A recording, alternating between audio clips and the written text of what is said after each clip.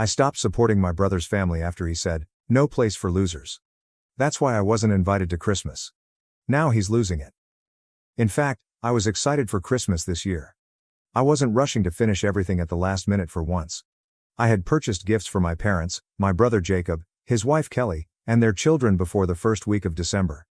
I even purchased extra presents in case there were any unannounced visitors. I have no idea why, but I had the impression that this year would be successful. I was really taken aback when my mom opened the door and said, "We don't want you here this year," as I was standing on my parents' front porch holding a bag of wrapped gifts in each hand. At first, I assumed it was a strange joke. I began to chuckle, but Jacob's voice interrupted her from behind. His words, "This is no place for losers. You're really starting to wear on all of us." I simply stood there and gazed at her. My dad was in the background, staring nervously everywhere except at me without saying a word. Despite her uneasy appearance, my mother didn't retreat. And Jacob was utterly arrogant. I had a flurry of feelings, including humiliation, rage, and perplexity. However, I managed to remain composed. "Fine, if that's how you feel," I said, nodding, and then I made my way back to my car. Something inside of me changed as I sat in the driveway and gazed at the bags of gifts in the passenger seat. No place for losers? Tired of me? From where did this originate? I suspected Jacob was responsible, but I was unable to determine why. Over the years, I had shown him and his family nothing but generosity. I had paid for his children's summer camp tuition, school supplies, and even his mortgage when he needed it most. And now, suddenly, I wasn't invited to Christmas? I made the decision not to go just yet. To gain some answers, I was heading back to the door. I returned after leaving the gifts in the car. As though they hadn't anticipated my return, my parents were still standing there, chatting in low voices. Jacob was pretending nothing had happened as he sat on the couch and browsed through his phone. I chose not to knock. "What's going on?" I said as I entered. "Why am I not welcome at Christmas? What did I do?" Without raising his eyes from his phone, Jacob smiled. "You really don't get it, do you? You've been slacking off lately. The kids have barely gotten anything from you this year." Stunned, I gazed at him. "What are you talking about? I've spent hundreds on presents for your kids. They have more presents in the car than anyone else. Last year, you did more. This year, it's like you don't care." "It's embarrassing for us, honestly," Jacob said, turning to face me at last. I looked to my parents, thinking they would say something, perhaps defend me or warn Jacob that he was acting inappropriately. Rather than that, my mother smiled awkwardly and remarked, "But you just bought a new car. You found money for it." I wasn't even sure how to react for a moment. "The car is on credit," I stated, maintaining a steady tone. "And even if it wasn't, how does buying a car suddenly make me responsible for Jacob's kids? They're not my responsibility." Jacob leaned back on the couch and declared, "You're the one who makes the most money," as though everything had been explained. "We're a family. Families help each other. You've always done that." His wife, Kelly, was sitting calmly in the corner when I glanced at her. Her face was hot, and she was looking down at her hands without saying anything. It was as though she wished to vanish. I questioned, "Is that your reasoning? Because I've been generous in the past, I'm now obligated to do so forever? And if I don't, I'm a loser?" Jacob gave a shrug. "If the shoe fits." For me, that was it. I shook my head and stepped back.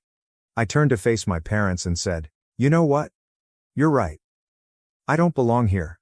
Turning to Jacob, I said, "Enjoy your Christmas. And good luck with those presents, because this loser is done financing your life." Without waiting for a response, I left. I gripped the wheel more tightly than I had to and drove silently home.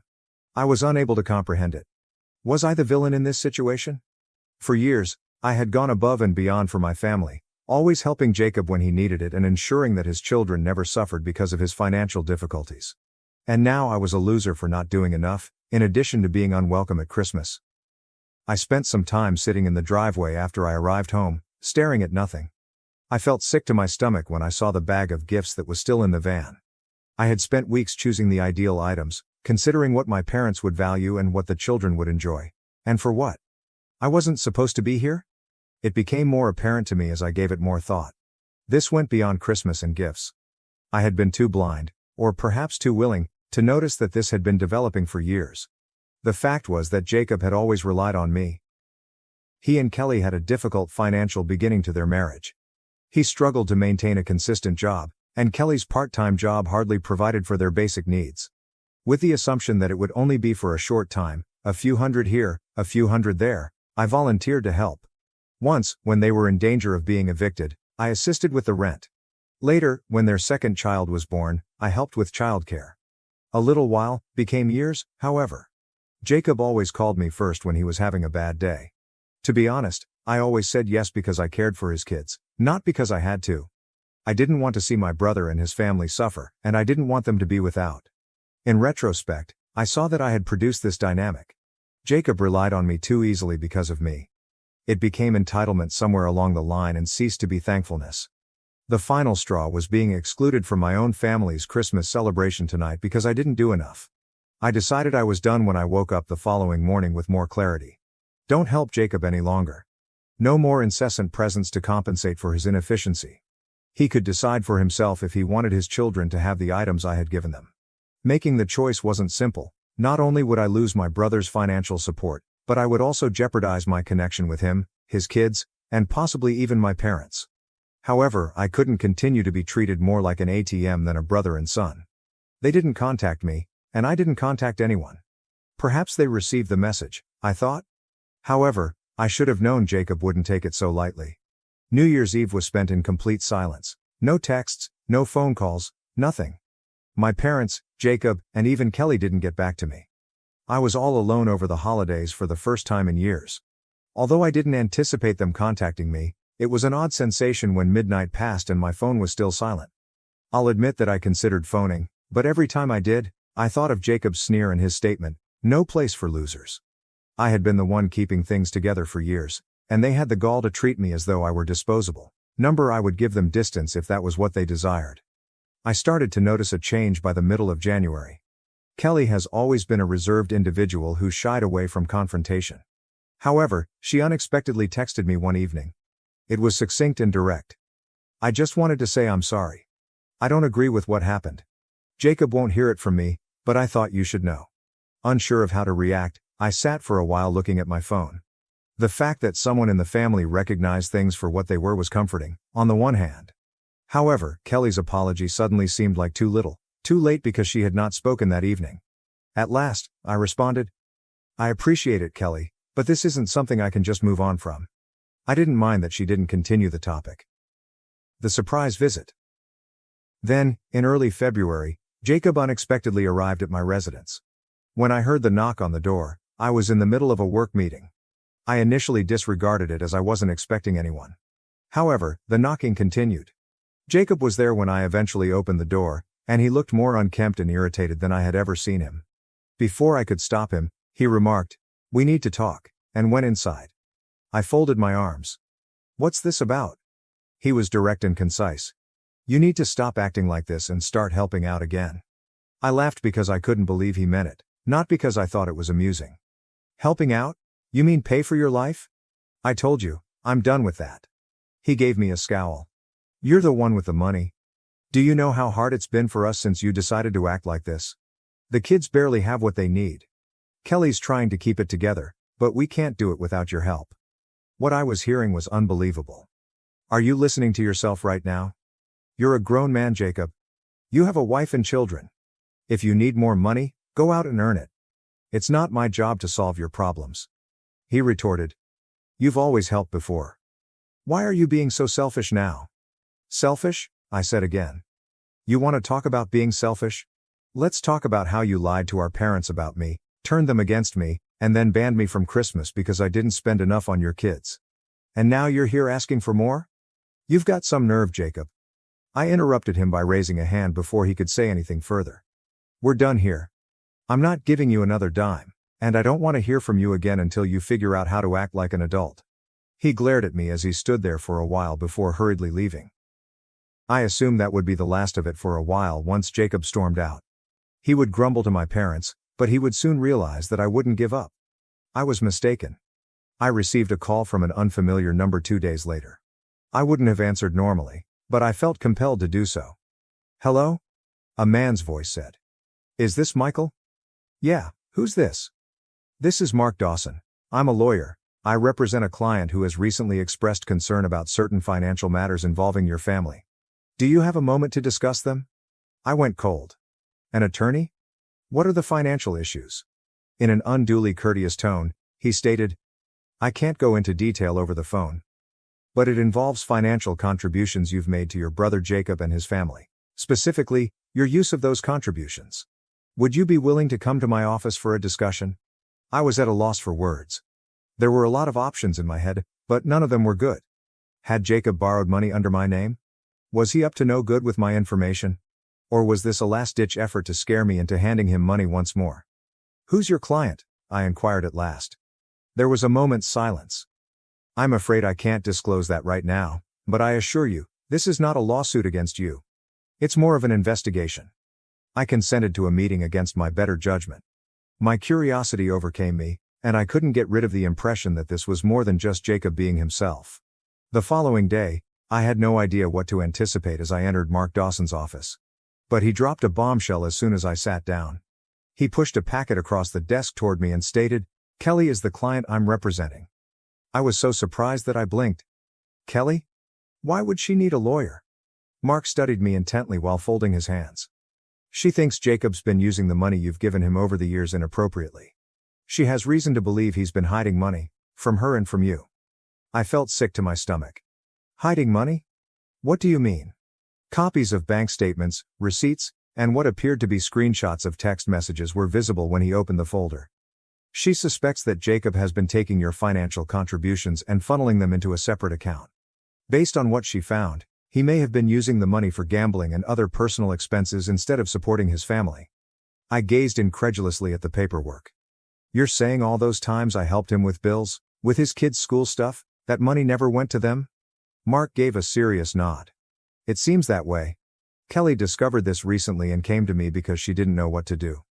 She didn't want to involve you at first, but given the circumstances, she thought you should know. What I was hearing was unbelievable. All along, Jacob had been deceiving me by spending money I believed would benefit his family on unspecified expenses. For not recognizing it sooner, I wasn't sure if I should feel deceived, angry, or just foolish. My voice was strained as I questioned, Does Kelly have proof? Take a look for yourself. Mark nodded and moved the folder closer to me. The proof. I looked over the papers. There were withdrawals from Jacob's account, significant amounts moving to a different account in his name, and transfers from my account to his, which corresponded with the times I had assisted him with emergencies. I observed transactions from that account, including visits to pricey dining establishments, internet gambling sites, and even a few hotel stays. Unbelievable. I shook my head and mumbled. And Kelly knew about this? She only recently discovered the second account, Mark clarified. She had suspicions for a while, but she didn't have access to his banking information. Until she stumbled across some bank statements he'd left out, she didn't have proof. That's when she contacted me. I tried to absorb everything as I sat back. Does she want me to do anything? Press charges or something? Mark gave a headshake. Not at this point. She's more focused on protecting herself and the children, but she thought you should know in case Jacob tries to manipulate you further. I laughed resentfully. Well, he already tried. He showed up at my house a few days ago demanding that I start helping again. Mark looked at me irritably. That goes along with what Kelly told me. It seems Jacob is feeling the pressure now that your financial support has stopped. He may be in even deeper trouble than Kelly knows. As I gazed at the folder, my thoughts were racing. A part of me wanted to go to Jacob's house and confront him, but I also knew that would only make him feel good because he had irritated me. I said, What's Kelly up to? Instead. Mark paused before responding. She's considering her options. She wants to make sure she and the kids are safe, financially and otherwise. If Jacob's behavior escalates, she may file for separation or take other legal action. I was more affected by hearing this than I had anticipated. Kelly had always given off the impression of being a gentle, devoted person who would always be there for Jacob. I could tell how horrible things had gone if even she was eager to leave. With a mix of feelings, angry at Jacob, sad for Kelly and the children, and guilty for not seeing sooner how far this had gone, I thanked Mark for his time and walked out of the office. Above all, though, I experienced an odd sense of relaxation. This was the first time in years that I wasn't bearing Jacob's burden. And now that I was aware of the reality, I would never again allow him to control me. The request, I couldn't stop thinking about all I had just discovered after leaving the lawyer's office, the gaming, the hidden money, and Kelly subtly plotting her next move. I was in the center of my family's drama, which was similar to a soap opera. I stayed away for the next few days. I didn't give my parents a call, and I didn't get in touch with Jacob either. However, it seems that he didn't like the quiet because one evening, as I was ready to have supper, his name appeared on my phone. I thought about leaving it on voicemail, but I felt compelled to answer it. "What do you want, Jacob?" He wasted no time at all. He said, "We need to talk." In a strained, almost desperate voice. "You said something to Kelly, didn't you?" I arched an eyebrow. "What are you talking about?" "Don't act foolish," he yelled. "She's been acting weird since Christmas, and now she's bringing up lawyers and separation. I know you've been putting ideas in her head." I couldn't contain my laughter. "You think I'm the problem? You're the one who lied to her, hid money, and gambled it away? If she's tired of your crap, that's on you. Not me." After a pause, Jacob eventually spoke the words, "You don't know what you're talking about." I responded, "Oh, I think I do." As my rage boiled up. "Kelly told me everything, the secret account, the gambling, the money you've been wasting while I've been breaking my back trying to help you. You're a joke, Jacob." I interrupted him before he could finish his shout, saying, "Here's the thing," I interrupted him. Before he could respond, I hung up. My hands were shaking, but it felt good to finally say what I'd been holding in for years. "You've used me for the last time. I'm done helping you. I'm done covering for you. If Kelly leaves you, that's on you. And if you try to drag me into this mess again, I'll make sure everyone knows exactly what you've been up to." The backlash was quick, and Kelly called me the following day. "Has Jacob given you a call?" With caution, she asked. "Yes," I replied. He wasn't content. "Has something taken place?" "I confronted him about the gambling and the hidden account," she said after hesitating. "He acknowledged some of it, but he is still making an effort to downplay it." "Are you all right?" I inquired. Despite not hearing it, she answered, "I'm fine." But she was sick of defending him. "The children are worthy of better." I knew things were terrible between them, but hearing her say that felt like the beginning of the end, and it impacted me harder than I thought it would. "Whatever you decide to do, you have my support," I replied. "Thank you," she said softly. "And I apologize for everything. The way we treated you over Christmas wasn't fair. I ought to have spoken up sooner." We spoke for a while, and when we hung up, I felt a weird sense of closure. Although Jacob had ruined our relationship, Kelly and the children weren't my enemies, and I wouldn't be angry with her if she had the courage to confront him. Nevertheless, I couldn't get rid of the feeling that Jacob wasn't finished causing trouble. Kelly sent me a brief text message a few weeks later, consisting of only 3 words. "We're going today." She told me she was moving to another state with the kids while Jacob was out of town on a business trip, which I figured was just another excuse for gambling, and that she had packed up their belongings, rented a moving van, and left without telling him, at least not until she had everything sorted out legally. I called her right away. "I just couldn't stay any longer," she stated gently. "I can't keep pretending this is normal." "What about everything, even the rent?" Sincerely interested in how she was doing, I inquired. "I was hoping you could help me with that, just for a little while," she said after a pause. "As much as I hate to ask." "Say no more," I said. "I'll take care of it." So, yes, I did end up helping her and the kids, but for the first time in years, I felt like I was finally doing the right thing and not being used. When Jacob returned home to find the house deserted, he naturally went completely mad and called me to vent about how I had ruined his life and turned Kelly against him. After letting him vent for a while, I said, "Perhaps this wouldn't have occurred if you had spent more time as a husband and father and less time gaming." I hung up after saying, "But hey, good luck with that. The children are adjusting to their new school, Kelly has secured a stable career, and she is at last beginning to feel in charge of her life again. I've heard that Jacob continues to blame everyone but himself, but in all honesty, it's no longer my problem." Then, if you can call it that, you have your happy ending. Thank you for watching. If you haven't subscribed yet, please do so and hit the notification bell to stay updated with more shocking real-life stories happening around you.